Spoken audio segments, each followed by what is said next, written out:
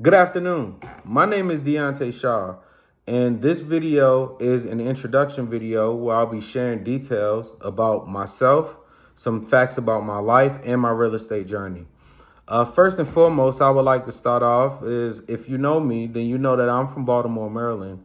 I was born and raised there for the first 13 years of my life. And the reason that I bring that up is because it is pivotal to who I am today. If I wasn't from there, then I would never be able to recognize the opportunities that are elsewhere. Um, and that's just kind of what it is. Being from there builds character, it builds substance, it builds reality. Because I know and love a lot of people that are still in Baltimore to this day. Number two, my entrepreneurial journey started for me when I was 15 years old. And if you grew up with me out here, which I'm sure you haven't, but you know that my entrepreneurial journey started when I was 15 years old and I used to sell mixtapes in front of Walmart, Kroger's, different other stores all around Clayton County. My uncle had a gospel CD, I had a hip hop CD, and later down the line, my mom ended up writing a book, which is very dear and special to me. So I decided to sell that too to get the message out there because the book is a true story. Um, this is something that carried me probably for 5 to 6 years. I did that all the way from 15 all the way until my 20 or 21, maybe. And this is where my journey begins. One day I was in a store selling CDs and I sold a CD to this lady named Billy McCroy. Shout out to Billy. And she asked me, "Is this all you do all day?" And I said, "Yeah, pretty much." And she said, "You know what? Well, I have a great opportunity that I want to share with you." And she invited me to a meeting, and I ended up becoming an agent with Primerica. Yes, your boy Deontay Shaw sold life insurance at one point in time. Crazy, right? Now, life insurance ultimately ended up not really being for me, but I learned a few great things along the way, such as how life insurance ties in with annuities and Roth IRAs and other financial services. So this was something that definitely broadened my perspective on the industry. And I know great life insurance agents still to this day because of that experience. Shout out to Billy McCroy. Shout out to Kendrick Howard. Those were the team that I was on. And those people are very close to my heart still to this day. Now, it got to a point where even though I sold life insurance, I could never really take my focus off of mixtapes. And I think that this comes in with, being from where I'm from and having a legit way to make some fast money. I'm not selling anything illegal. You know, some people could say soliciting, whatever.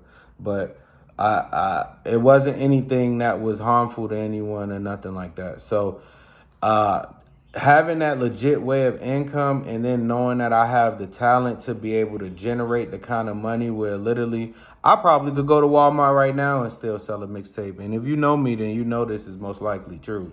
So I think that it was just you get so caught up in the right now that I don't think I ever really established a real goal or plan for my insurance career.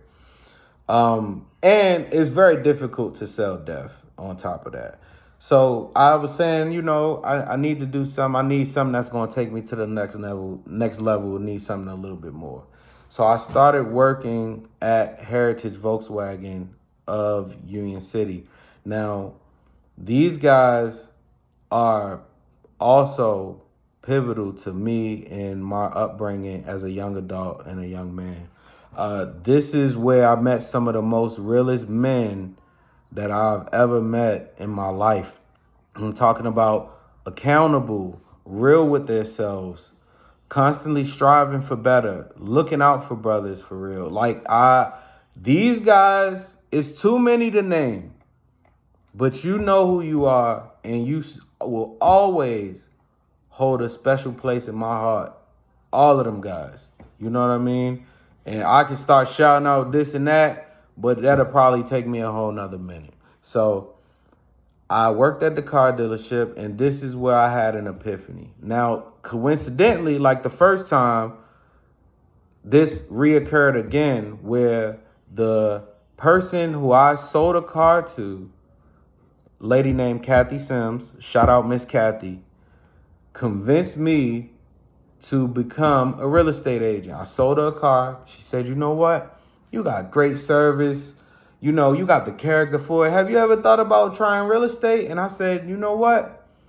I have, but I just didn't know. You know, it's something I always wanted to do for real, but not something that I guess I felt like was actually attainable, if that makes sense. And I thought about it briefly, but you know how life go. You get into this, get into that, you know, job, family, blah, blah, blah, right? And it hit me, the epiphany hit me on a month that I probably made the most money that I've ever made up to that point, right? And mind you, I'm selling mixtapes. So if I can make, you know, $50 in an hour, that was great for me. If I could go out there in front of Walmart or Kroger or whatever and make $100 in between 2 and 3 hours, I was good as golden, right? So now we talking about different level of money where I almost made $9,000 this month in particular, right? And I had an epiphany because I realized the amount of time, energy, and everything that I sacrificed to get that 9,000, it made me question if it was worth it, right? Was it worth me being in this cycle of living and taking away so much time from my family? I mean, you got to think, we work from 8:30 to 8 on a regular day. Our short day was on 5, and I think we might have had 1 or 2 short days a week. But of course, you're not going to take a short day if you're trying to hit your numbers, right? So we didn't have Saturdays off. We was there from 9 to 8 on Saturday. And at first, we didn't have Sundays off either. It's just not for me. The guys who in the car dealership, those guys are gladiators. And I'm talking about mentally, right? Like we could do a bunch of, you know, lifting and doing this and doing this and, you know what I mean? Taking this here and taking this there and stuff like that. And the physical stuff will wear you down. But the mental stuff will have you where, like, you don't want to talk to nobody. You don't want to look at nobody for a whole day because you're literally doing that all day. So these guys are gladiators. So I make the most money I ever made, almost 9,000. And then the thought came to me, I'd rather make 5,000 and have more control over my time. I'm sorry. That's just how I'm cut. I want to be there for my children, their accomplishments, my wife, her accomplishments, the milestones that we make in our life as a family. All of this stuff is more important to me than any amount of dollar you could put on anything, right? So I thought to myself, you know what? If I go into real estate, I probably still can make somewhere between 5 and 10,000 consistently, and then have control of my time, you know? And this was actually a misperception because it's the same thing, but we'll get to that later. So these were my thoughts at the time. So I made sure I did what I needed to do, had probably somewhere between 3 and 6 months saved up, paid up 3 months of rent and said, you know what? I'm going to jump into real estate head first, right? Now, this turned out to be a serious underestimation of how tough it was or was going to be to get my license. Because I'm thinking 3 to 6 months. It might have took me like a year to get my license, to be honest. And this is where it begins. So I paid to do the school course. Now, a lot of people may not know this about me, but I failed my school course twice. I did the exam the first time. I was doing online, by the way, so I was trying to cram it in at my own pace. And you know that can be give or take depending on what you got going on. So the first time, I think you need like a 75 to pass or something like that. I failed with like a 69, 68, like right there in the range where it's like, all right, bet. I'm only off by 5 or 6 points. Let me lock in, study a little bit harder, schedule it, come back 2 weeks, no problem, right? I go in there the second time. I fell with a even worse score. It was like a 63 now, a 65. So now here's the pincher, right? I failed the first time. I failed the second time. Now they say you got to start over again completely. So now I got to pay for the course over again. I got to go through, do the hours. I got to do everything over again, right? Now, I don't regret this, and I'll get to that a little bit later.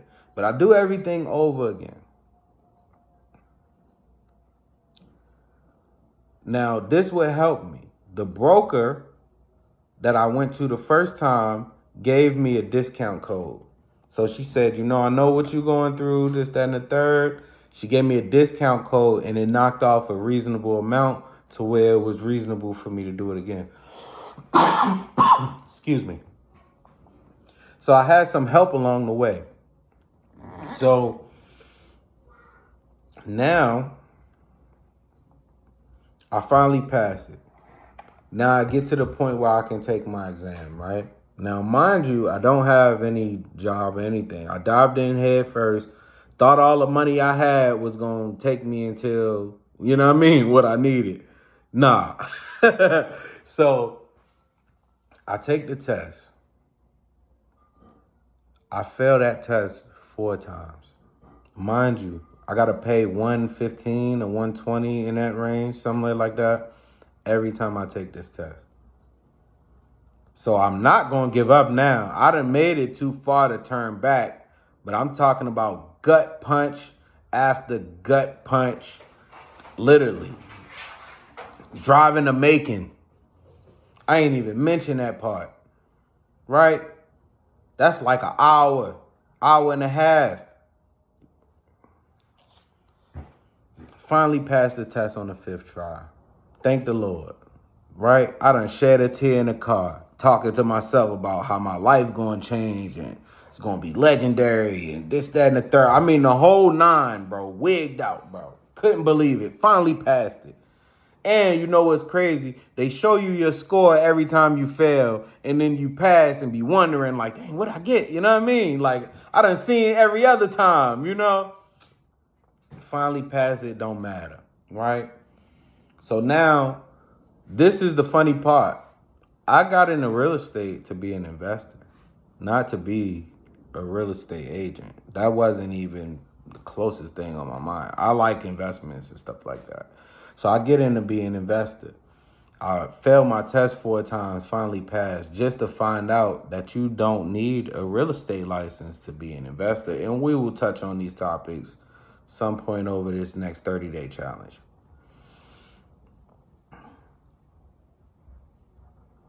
So I get my license. I go to an investment brokerage, though.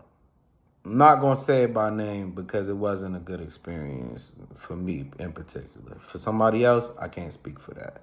But for me, I think that, so this is my introduction to real estate. And then I'll explain everything else. First day on the job. It might be like 9 or 10 o'clock in the morning. Mind you, my investment brokerage off of MLK. So it's like, you know how MLK was. It's like a business park, but then it's like the hood right over there. You know how it is, right? So he take me over down the street real quick.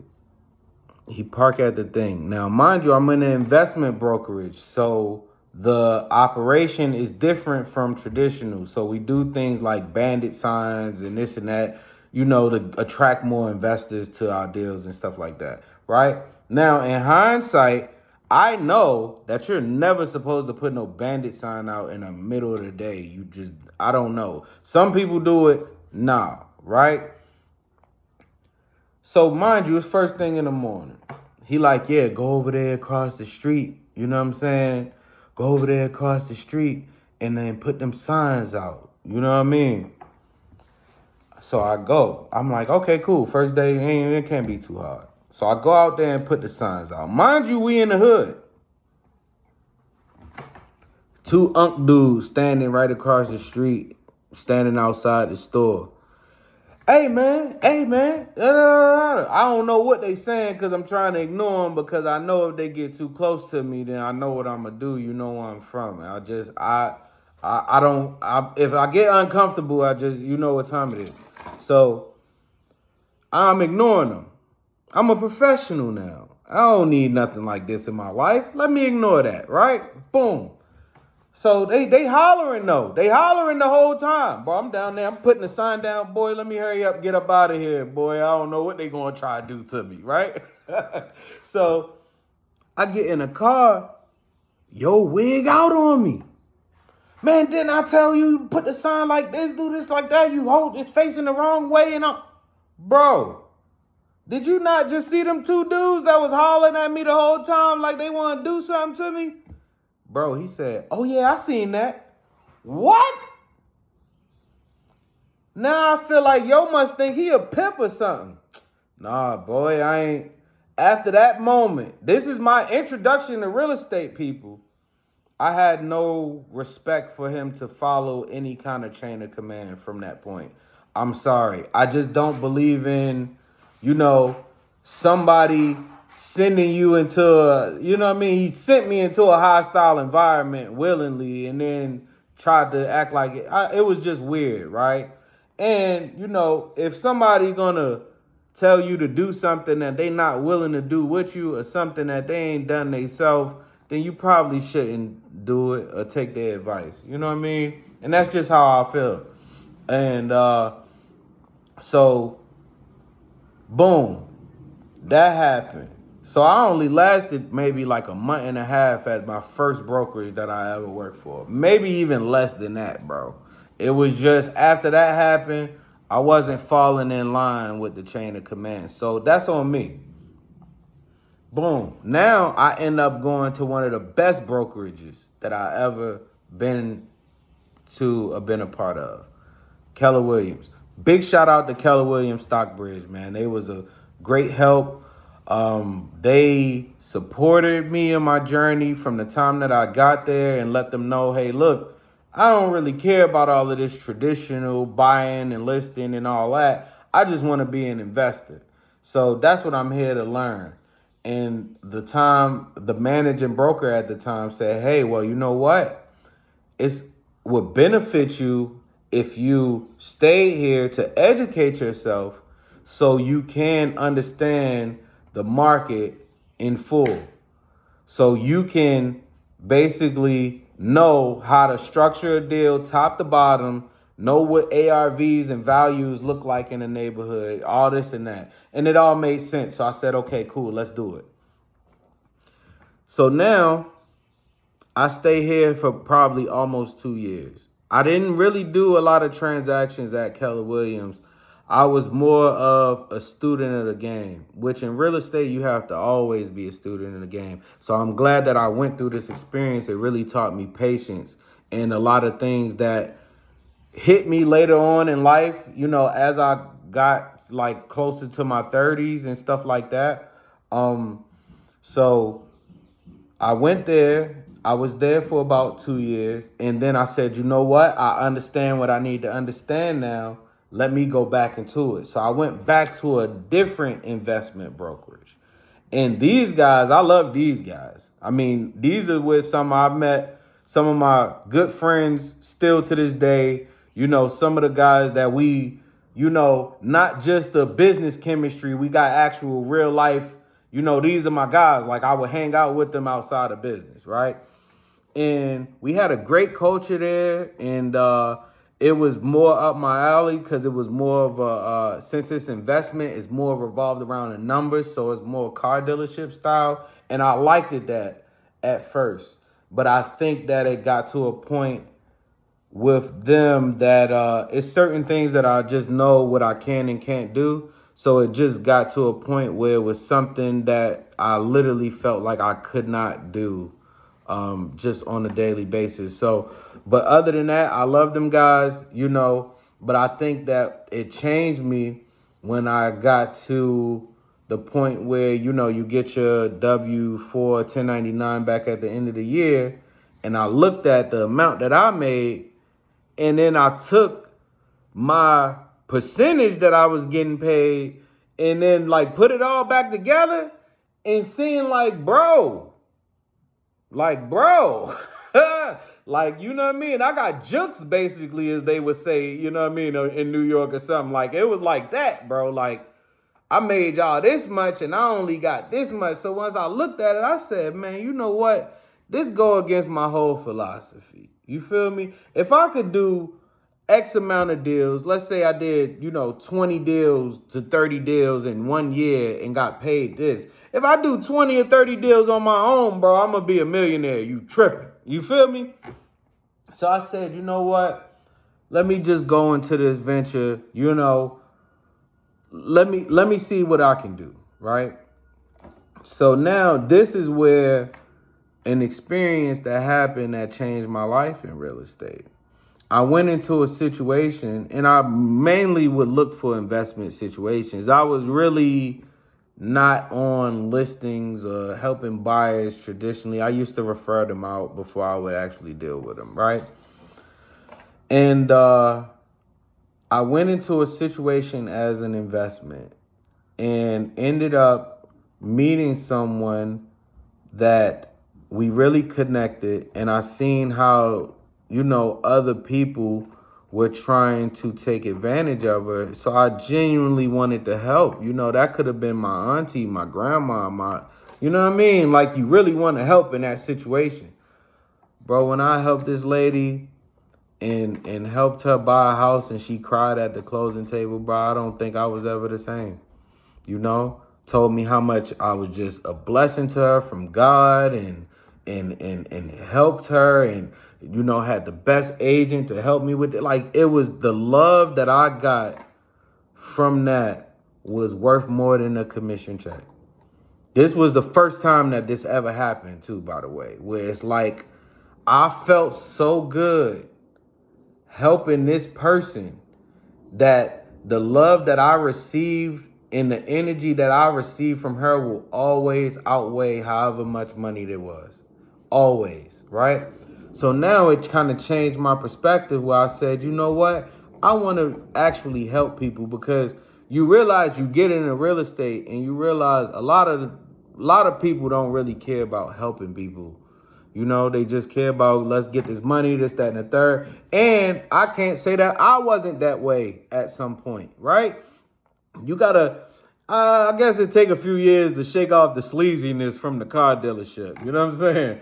But I think that, you could be so sales that you really missing the bigger picture. Like, you helping people create financial wealth. You helping people create financial freedom, add assets to their portfolio, all the good stuff that really matters, right? So I think that for me, this experience changed my life as far as like, now I'm open to listings. Now I went from, after that, I started primarily to try to focus on listings and buyers. Now I want to be traditional. So this is where all the Keller Williams stuff ended up benefiting me still down the line. And that's why I will be forever grateful.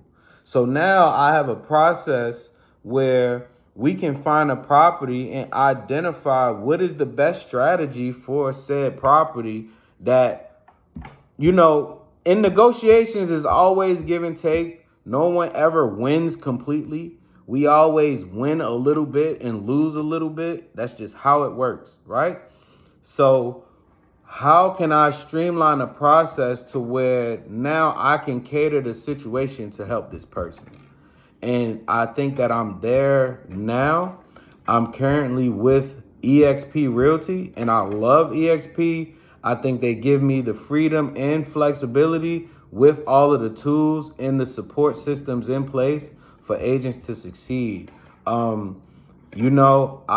really like their, every time I have a closing, they take a percentage and put it into an EXP stock portfolio. So I own shares of EXP while you're a part of the company. It's some awesome things that you can do with EXP Realty, and that's why I'm happy that I am currently here. But I cannot discredit no one that has been a part of my journey, from mixtapes, from insurance, from car dealership, from different brokerages. Even the bad experiences I had was just lessons. It's just life lessons that you learn, and it make you better because you always are a student of this game of real estate. And I hope by sharing this story, it will inspire someone to take action. It will inspire someone to continue to persevere and continue to fight for the life that you want and the things that you believe in. I am nowhere close to where I want to be, and I don't want to mislead you so you think that I am. But I would love to open up this journey to have more people included other than myself. And that's what I'm going to do. And that's how I'm going to end this video. I would love to collaborate. I would love to network. I would love to be a part of what you're building as well, so we can build something together. My name is Deontay Shaw. It has taken me 4 tries to record this video for whatever reason. The first time, my iPad ran out of storage. The second time, my iPhone died while I was recording. The third time, I was recording and somebody called me when I was like 15 minutes into the video. So this is the first one that I'm finally seeing through to the end. For anyone who is watching this, I appreciate you for taking your time to watch this. And I will be recording more videos, dropping way more content over the next 30 days just to start with. So if you don't like me, please unfollow me. Have a blessed day.